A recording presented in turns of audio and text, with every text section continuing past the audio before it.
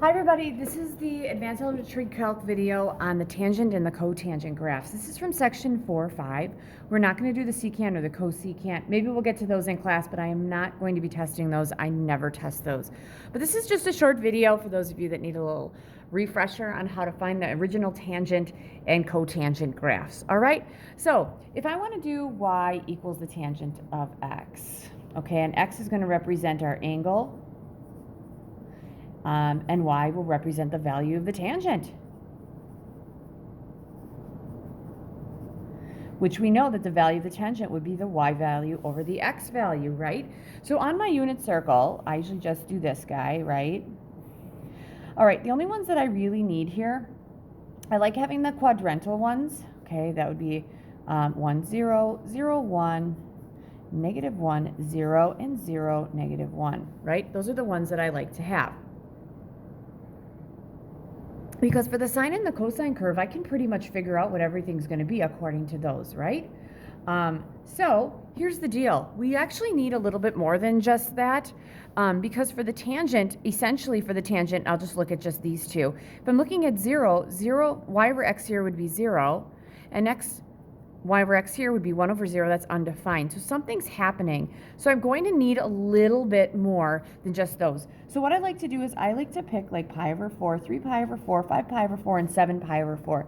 Because those have coordinates that are really easy to remember. That's the square root of 2 over 2, square root of 2 over 2. This is the negative square root of 2 over 2, positive square root of 2 over 2. Sorry about that. This is the negative square root of 2 over 2, negative square root of 2 over 2, and this is the positive square root of 2 over 2 and the negative square root of 2 over 2. All right, for this one, so this was pi over 4, this is 3 pi over 4, which makes sense because they're 3/4 of the way in because that's a full pi, 5 pi over 4, and this was 7 pi over 4. So if I look just at those values in a table, you guys, of x's and y's, I'm going to have 0 degrees, and then I'd have pi over 4, and then on top, isn't that pi over 2? And the next would be 3 pi over 4, and then we'd have pi. I'm just keeping going around this circle. And then 5 pi over 4, and then 3 pi over 2. Sorry about that, because we're on the bottom now. And then 7 pi over 4, and 2 pi is what I'll end with, okay? All right, so those are the ones I want to do as far as x's over y's. So here's the deal. Let's find them and see what's happening. At 0, okay, x over y, we have 0 over 1. Isn't 0 over 1 just 0? That should make sense. So the tangent of 0, whether I'm in radians or degrees, is 0. Feeling really good about that. And I think I am in radians on my calculator. Pi over 4, we would take the square root of 2 over 2. I'm not going to do this all the time. Over the square root of 2 over 2. Anything divided by itself is positive 1. At pi, we would take the y over the x, 1 over 0, that's undefined. At 3 pi over 2, we take a square root of 2 over 2. Over a negative square root of 2 over 2. This is why I like these, because a positive divided by a negative, the same thing, this would be negative. At 180 degrees or pi, y over x, 0 divided by negative 1 is 0. At 5 pi over 2, you have, I'm not going to do this again, but if I have two things I'm dividing and they're the same, this is 1. At 3 pi over 2, y over x, negative 1 over 0 is undefined. And at 7 pi over 4, we have a negative square root of 2 over 2 divided by a positive, that's negative 1. And back here, we're at 0 over 1, that's 0. All right, so what I'll tell kids is I'll be like, okay, guys, let's see what's happening here. So here we go. All right, these are obviously patterns. Okay, what's happening if it's undefined? Okay, obviously something's happening. And I usually will say, okay, what happened whenever we had some undefined things? What was going on there? What could we have at an undefined spot? Well, couldn't we have asymptotes and holes? We're going to have asymptotes, okay? So I'm going to say, let's say that I went to 2 pi here, so let's make this pi, and we'll make this 2 pi, and I'll make this negative pi, and hopefully I'll get over to a negative 2 pi. And I'll show you guys how this is going in just a bit too. All right, so here's the thing. At 0, 0, I want to use a nice pen, so here we go. I'll use this. At 0, 0, we're at 0, all right? Now, we go by half, so pi over 2 would be here, so we're going to go here, and this would be pi over 4, and this is 3 pi over 4, and this would be 2 pi over 3, or I'm sorry, 3 pi over 2, and this would be 5 pi over 4, and 7 pi over 4. All right, just bear with me.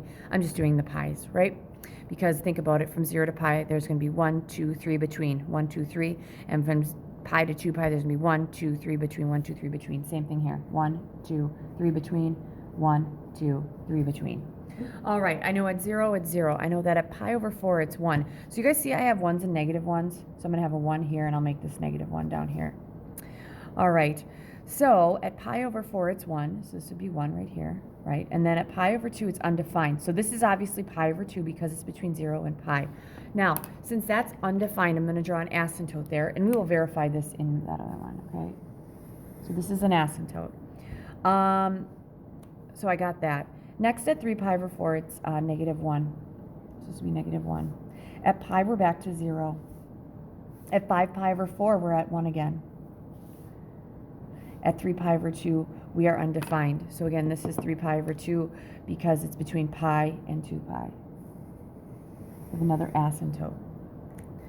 All right, at 7 pi over 4, we're at negative 1 again. So I'm going to put a dot there, and at 2 pi, I'm back at 0. So something's going on.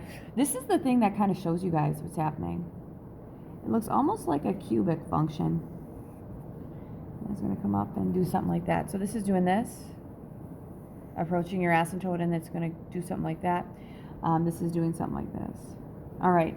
So again, if I'm going backwards, okay, it looks like at every, this is pi over 2, and that would be what?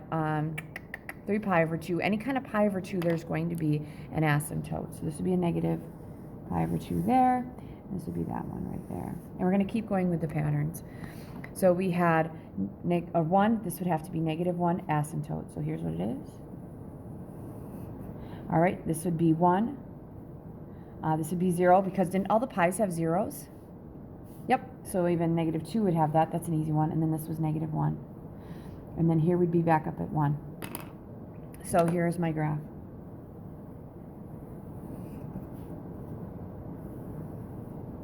And it's going to keep going like that. All right. So whenever we're doing these things, what we want to do is we want to find the domain, the range, the period, and then we want to say where the asymptotes are, because the asymptotes should have some kind of pattern here. All right, so this is big because for this guy, we're going to have y equals a times the tangent of b times x minus h plus k. That's the same thing. Now, a is a little different because it's not a curve like the sine curve. A is going to be, just like we had it before, it's a vertical stretch or compression. B is going to still be our horizontal stretch or compression. It changes the period, okay?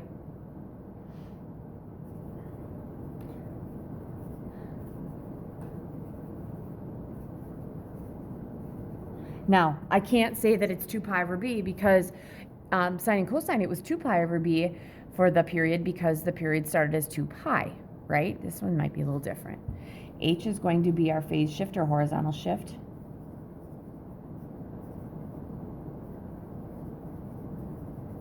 And K is our vertical shift. All right, so here we go. The domain. Okay, here's the thing, guys. The domain can be any number, but it can't be anything that has an asymptote. So what you're going to do is you're going to pick an asymptote. So this one would be what? Pi over 2. So x cannot be pi over 2 plus or minus, because either I can add this length to each thing or subtract to get all those asymptotes. All right, so how far apart are the asymptotes? That's the thing. What is it from here to here? Well, isn't that pi? Mm-hmm.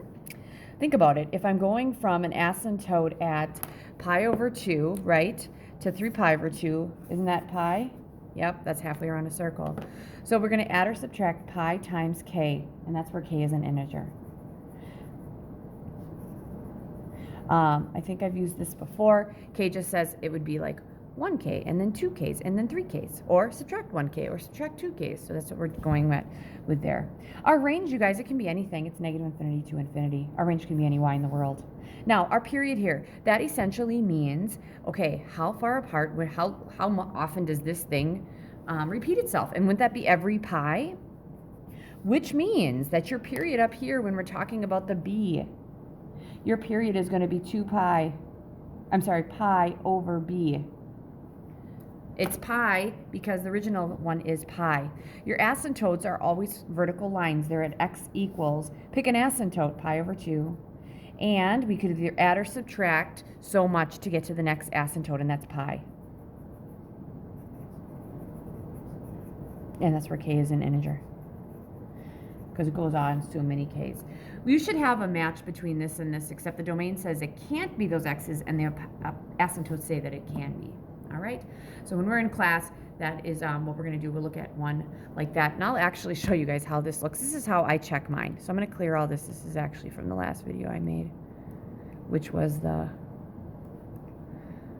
Ferris wheel one. All right, so if I had this, the tangent of x, right? I just did the tangent of x, that's it. I want to make sure I'm in radians. My window, let's go from -2 pi. This is what I do. To make sure I'm right, what I do is I just make my graph look exactly the way it should look like here. So I go from -2 pi to 2 pi.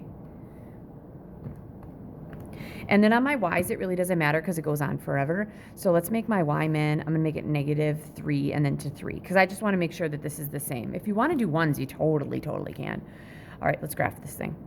So there it is, 1, and then that's 2, and that's 3, and that's 4, and that's half of a 5. I'm feeling good about it, so I feel like my graph is right. So kids will always ask me, they're like, okay, Miss Henschel, if I do have an A value, what do I do? Like, okay, if my A value is bigger than 1, doesn't A values mean that it's going to be a stretch? So what has to happen is this thing has to get really skinny, okay? So do we have to look something like this? Something like that. It's going to get much skinnier as we go through. If it has, if it's a compression, what would that have to look like? Well, if it's a compression, then it would look something like this, and we get closer and closer, and it looks something like that. Now, do you have to do anything? No, you don't. Though in green is a compression, and in pencil is a stretch. I don't really make kids do that. Now, if it's negative, then we would flip all those around. All right, and one of the last things we'll do is I'll just make up a tangent graph, and we will see what it looks like. All right, now that brings me to the cotangent. Y equals the cotangent of x. Now, the only reason I'm doing this one is because it does have a relationship with the tangent.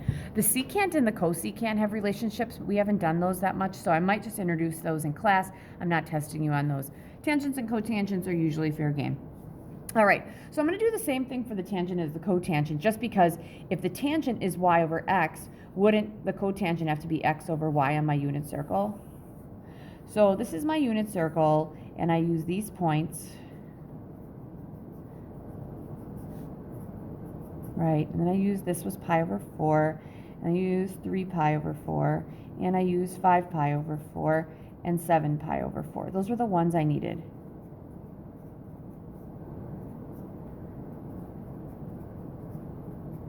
And those all had the square root of 2 over 2 as coordinates. And I'm just making sure that my quadrants say that they're in the right spot. Got it? All right. So that's what I have there. So I got that. All right. So I want all of my x's and y's. So x is my angle and y would be my height. So I'm going to go from 0 all the way to 2 pi. So we're going to have 0, pi over 4, pi over 2, 3 pi over 4. Everything that we got there, pi. 5 pi over 4, 3 pi over 2, 7 pi over 4, 2 pi. I think I got them all. So it would have been 1, 2, 3, 4, 5, 6, 7, 8, 9. 1, 2, 3, 4, 5, 6, 7, 8, 9. I'm feeling good about it. Okay. I'll do a few of these, but not all of them. Okay. So now my y, that's my value of the cotangent. It's x over y. X at 0, x is 1 over 0. What's 1 over 0? That's undefined. So far we have something that's different. Right off the bat, different. At pi over 4, we're going to take x over y, square root of 2 over 2, divided by square root of 2 over 2. What's that going to be? It's 1, because it's the same thing. Okay, pi over 2, we're going to take x over y with 0 over 1, that's 0. 3 pi over 4, we're going to take the negative square root of 2 over 2, divided by the positive square root of 2 over 2, and that's going to be negative 1. At pi, x over y, negative 1 over 0, that's undefined. All right, 5 pi over 4, we would take the negative square root of 2 over 2 divided by the negative square root of 2 over 2, that's 1, because they're both the same sign. X over y here would be 0 over negative 1, that's 0. 7 pi over 4, x over y would be negative 1. And at 2 pi, we have 1 over 0 that's undefined. So your graph's going to look very similar to what we had before. Okay, we'll make this pi, and we'll make this 2 pi. And then I'll make this negative pi, and we'll see if I can get to negative 2 pi there. Sorry about that. All right, and then obviously we have 1s, and we have negative 1s. And we're going to go like, this would be middle, middle, middle, because remember, between 0 and pi, I need 1, 2, 3. Same everywhere else. And here we go. All right. So I have asymptotes. What I'm going to do is I'm going to put my asymptotes down right away. So I have an asymptote at 0. I have an asymptote at pi. I have an asymptote at 2 pi, which means every multiple of pi, it seems like I'm going to have an asymptote, right? Which is different than that. Okay, at pi over 4, we're at 1. Okay, so at pi over 4, that's here, we're at 1. At pi over 2, we're at 0. And at 3 pi over 2, we're at negative 1. And then that's undefined. 5 pi over 4, I'm at 1. 3 pi over 2, I'm at 0. And at 7 pi over 4, I'm at negative 1. Right? And so this is what this looks like.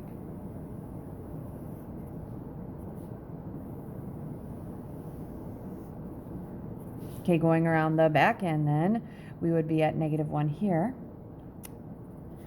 Here we're going to be at what? 3 pi over 2, we're at, where are we here? 3 pi over 2, oh, right here, 0. Sorry about that. And then when I go over here, I should be at, right here, I'm sorry, I should be at 1. There it is right there. Which makes sense. All right, and then this was negative pi here. Next I'd be at negative 1. Then I should be at 0. And then I should be at 1. And there it is. So what I like to do is to check this. The cotangent is 1 over the tangent. Let's see if that works. So let's go with 1 over the tangent of x. And I'm going to leave it as everything I had before. Negative 2 pi to 2 pi is right there. So there we go. We got 1, 2, 3, 4, and there we go. So I'm feeling really good about that. Okay? So for this one, you want to find the domain, the range, and the period, and any asymptotes. Okay, your domain can be anything, but it can't be an asymptote. So one of our first asymptotes is 0. So x cannot be 0 plus or minus. How far does it take us to get to the next one? Pi times k. Or you could just say x cannot be equal to plus or minus pi times k. Because 0 plus or minus anything is just that anything. And this is where k is an integer. All right, your range can be anything, so it's negative infinity to infinity. The period, how long does it take for it to repeat? That would be pi. Your asymptotes look like they're every pi. So x is going to be equal to, I can start at 0 plus or minus pi times k, and that's where k is an integer. All right.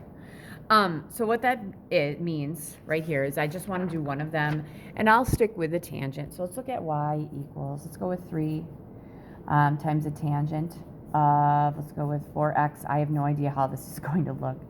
Minus 2. I don't. We're going to see how this goes. And we'll do 2 cycles, 2 periods. And I'll just put at least 2 periods. So here's how I do this. 3, this is going to be a vertical stretch. It's going to look thinner. 4, this tells me my period. Remember, the period in this case is pi over b. I keep messing that up, and I'll be honest with you, on my keys I forget that I get the 2. Here, b is 4. It's pi over 4. This means it's going to go down 2. All right, so here we go. And we're going to find the domain, the range, the period, and any asymptote. So here we go, guys. So this is how I do something like this. I would say, okay, where does the tangent even start? So we start right here at 0, right? Tangent is going to be y over x. This is 1, 0. What's 0 over 1? That's 0. So that means it starts at 0, so I'm feeling good about that. All right, so how long does it take for it to get back to 0? All right, that's pretty much what's going to happen there.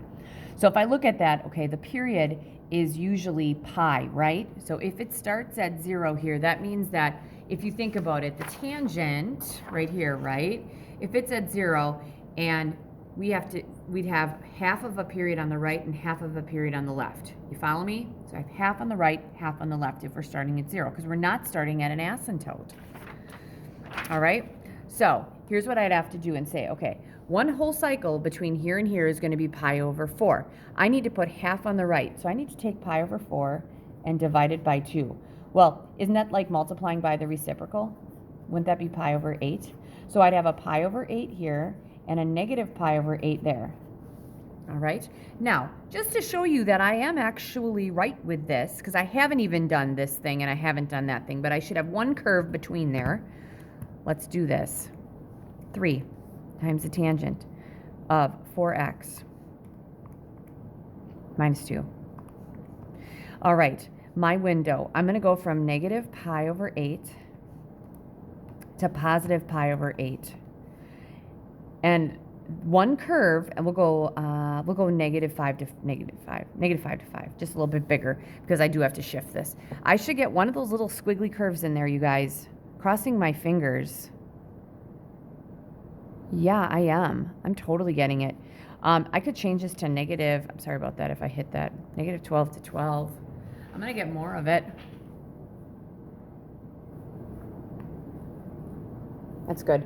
And actually, you guys can see it's been shifted down. That's why it's not actually at 0. I do have to shift it down. I haven't done that yet.